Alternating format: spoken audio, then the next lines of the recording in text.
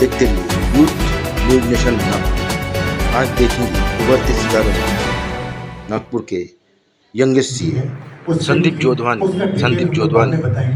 इनका motivational speech जरूर सुनिए आज के उभरते सितारों में। हम एक प्रयास कर रहे हैं, एक अच्छा प्रयास कर रहे हैं, उसके बारे में संस्था से मेरी बातचीत चल रही है और वो प्रयास ये रहेगा कि यहाँ जो बच्चे परफॉर्म करते हैं उभरते सितारे मंच पे, हम चाहेंगे कि एक कॉलम हम पेपर में उसका बनाए और यहाँ से बच्चों की प्रस्तुति को वहाँ पर एक जगह मिले ताकि बाकी बच्चों के मन में भी एक आगे बढ़ने की एक कला के दृष्टिकोण से उनको प्रोत्साहन मिले। तो हमारी संस्था के साथ में बातचीत चल रही है और हो सकता है कि शायद फ्रूटफुल हो जाए, तो हम हर बच्चे का परफॉर्मेंस आप सभी के बीच रखेंगे। तो इस बात को आप नोट करिए कि जो भी बच्चे की परफॉर्मेंस यहाँ हो रही है उनके माता पिता उस परफॉर्मेंस को नोट करें, क्योंकि मैं कभी भी किसी भी समय किसी भी पेरेंट्स से उनके परफॉर्मेंस के बारे में जानकारी लूँगा, उनकी वीडियो लूँगा, क्योंकि मैं बहुत सारी वीडियो डिलीट कर देता हूँ। मेरे इस मोबाइल में स्पेस ही नहीं होता, बार बार मेरा मोबाइल जो है वो हैंग हो जाता है। तब ICAI 2007 में इन्होंने उत्तीर्ण किया फॉरेंसिक अकाउंट, ये मुझे भी नहीं मालूम था, ये यकीन जानिए मुझे बिल्कुल इसकी जानकारी नहीं थी। अभी जब इनका मैंने पूरा लेख देखा तो उस समय मुझे ये लगा फॉरेंसिक अकाउंट आपने 2015 में पास किया और करंट ऑडिट ऑफ बैंक्स 2014 में आपने इतनी सारी उपलब्धियों को ये लिया है। हम सबसे पहले इनका सम्मान करना चाहेंगे और उभरते सितारे के संयोजक होने के नाते मैं स्वयं इनका सम्मान करना चाहता हूँ।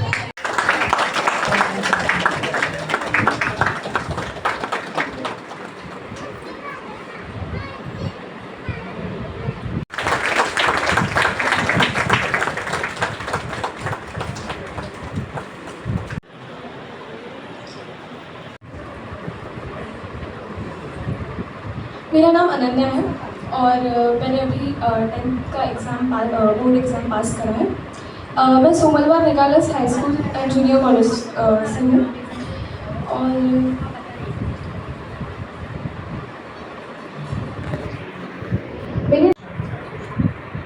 आगे मैं डॉक्टर बनना चाहती हूँ, न्यूरो सर्जन। यानी हम स्पेशलिस्ट की बात नहीं कर रहे, हम सुपर स्पेशलिस्ट की बात कर रहे हैं, सुपर स्पेशलाइजेशन की बात कर रहे हैं। जब ये दृष्टिकोण दिखता है तो समझ आता है कि आज की जनरेशन का, मैं अगर अपनी खुद की बात करूं, मैं बहुत ही एवरेज स्टूडेंट था। स्कूल डेज में शायद ही मुझे कभी पढ़ाई में इंटरेस्ट रहा होगा। मेरा टारगेट सिर्फ एक हुआ करता था कि किसी तरीके से फर्स्ट डिवीजन में आना। शायद ये इकलौता लक्ष्य था, क्योंकि एक सिंधी परिवार में जन्मा, बिजनेस कम्युनिटी में जन्मा और बचपन से बिजनेस को अपने आसपास देखा, तो मेरे मन में भी बिजनेस करने की इच्छा थी। कभी पढ़ाई को वो तवज्जो, वो इंपॉर्टेंस मैंने कभी दी नहीं, कभी सोचा ही नहीं कि पढ़ाई कितनी इंपॉर्टेंट क्यों हो सकती है। मैं ये नहीं कह रहा हूँ कि बिजनेस में कोई कमी है, मैं ये कह रहा हूँ कि पढ़ाई करके मैं कहीं भी जाऊँ तो शायद मैं अपना योगदान ज्यादा बेहतर तरीके से दे सकता हूँ।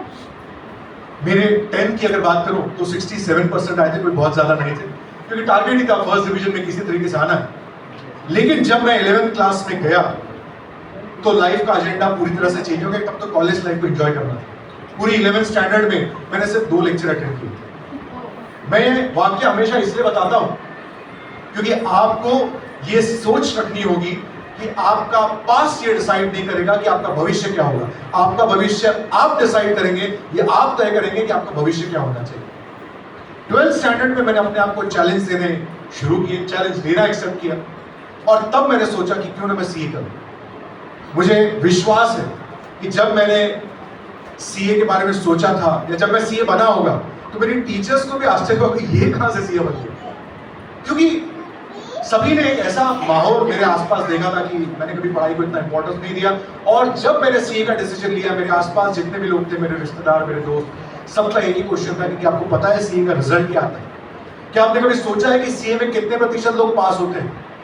ये सवाल लेकर, ये डरावना सवाल लेकर मेरे आसपास बहुत सारे लोग थे कि कोई कह रहा था 1% लोग होंगे, कोई कहता था 2% लोग होंगे। ये आपके सामने भी आएंगे, आपके सामने जो ये सवाल लेके आएंगे वो आप ही के दोस्त होंगे, वो आप ही के करीबी रिश्तेदार होंगे, जो आपको नया चैलेंज क्रिएट करेंगे कि पागल है क्या, तो क्या सीए करेगा, क्या डॉक्टर करेगा, या जो भी प्रोफेशन आप लेना चाहें।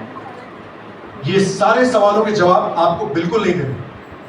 जिस दिन आप अपने लक्ष्य को पालेंगे, आपके नाम के सामने सीए, डॉक्टर, इंजीनियर जो भी लगना है वो लग जाएगा, इन सारे सवालों के जवाब अपने आप लग जाएंगे। और मानिएगा, विश्वास रखिएगा कि ये जो जवाब आप अपने काम से देंगे, उस समय जो शब्द चुप हो जाएंगे ना, उस समय उन सवालों को जो जवाब मिलेगा, वो जो जूता पड़ेगा, उसकी मार कुछ और ही होगी। तो मैं बस इतना ही कहना चाहूंगा, आप जो भी करना चाहें आप कर सकते हैं। ये सोचिएगा आपने पास्ट में क्या किया है, आपके परसेंटेज क्या थे, आपके मार्क्स क्या थे, ये तय नहीं करेंगे। ये आपका प्लानिंग, आपका इंप्लीमेंटेशन या आपकी मेहनत डिसाइड करेगी कि आप लाइफ में क्या बन सकते हैं अगले 6 साल या शायद 7 साल। ये खुद को देना। थोड़ा सा सोशल नेटवर्किंग को थोड़ा सा अवॉइड करना है, थोड़ा सा व्हाट्सएप, थोड़ा सा फेसबुक, थोड़ा सा इंस्टा, थोड़ा सा इसे कॉम्प्रोमाइज करना है, थोड़ा सा फैमिली को कॉम्प्रोमाइज करना है, थोड़ा सा दोस्तों को कॉम्प्रोमाइज करना है, थोड़ा सा खुद को कॉम्प्रोमाइज करना है। किसके लिए? खुद के लिए। सिर्फ 7 साल, इन 7 सालों को आप कॉम्प्रोमाइज करिए, उसके बाद की पूरी जिंदगी आपके लिए। आप क्या करना चाहते हो, आप क्या बनना चाहते हो, आप लाइफ में क्या अचीव करना चाहते हो, उसके लिए आपको क्या करना है कि सिर्फ आने वाले 6-7 साल आपको थोड़ी बहुत कॉम्प्रोमाइजेस करना है। बस इतना ही आपको कहूंगा, जो मैंने अपनी लाइफ में हासिल किया, आपको बताया कि कैसे किया। उम्मीद है कि आप सब भी वो हासिल करेंगे और मुझे पूरा विश्वास है कि आप जब भी युवराज जी फिर मौका देंगे, आपके साथ जब फिर मुलाकात होगी तो उस प्रीफिक्स के साथ होगी जो आप अपने नाम के सामने लगाना चाहते हैं। वो सीए हो सकता है, वो डॉक्टर हो सकता है, वो इंजीनियर हो सकता है, वो कुछ भी हो सकता है। आप लाइफ में क्या हासिल करना चाहते हैं आप तय करें। आपके साथ हम सब हैं और भविष्य में कभी भी कोई गाइडेंस लगे, कोई भी सपोर्ट लगे, मैं हमेशा आपके साथ मौजूद रहूंगा। धन्यवाद। नई नई खबरों के लिए आप देखते रहिए यूथ न्यूज नेशन नागपुर। हमारे चैनल को लाइक, शेयर एंड सब्सक्राइब अवश्य करिए। आपकी खबरें हम तक पहुंचने के लिए हमें 9021550616 पर संपर्क साधें। धन्यवाद।